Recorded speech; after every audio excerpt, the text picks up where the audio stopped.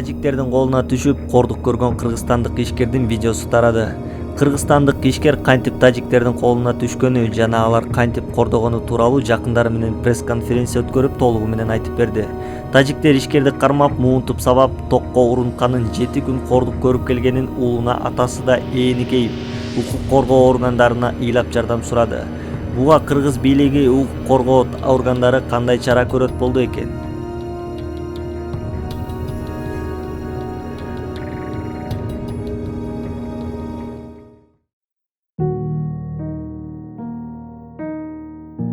Ош шаарындагы төрөт үйүндө 3 эмтөр өлдү. Бул тууралуу Саламаттык сактоо министрлигине билдиришти. Ымыркай 28 октябрда жарык дүйнөгө келишти. Энеси 1991-жылкы Х.Н балдары өзү төрөдү.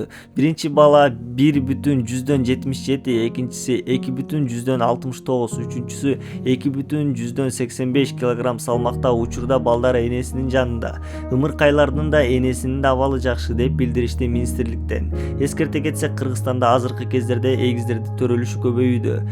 Албетте бул жакшы жөрөлгө. Кыргызстанда эле эмес, чет өлкөдө да 3 эмтөр өлгөн кыргыздар бар. Алардын бири Дордой ассоциациясынын каржы маселелери жана сырткы байланыш боюнча вице-президенти Улукбек Салымбековдун аялы АКШнын Майами шаарында 3 эмтөр өлгөн. Ал ишкер Аскар Салымбековдун уулу.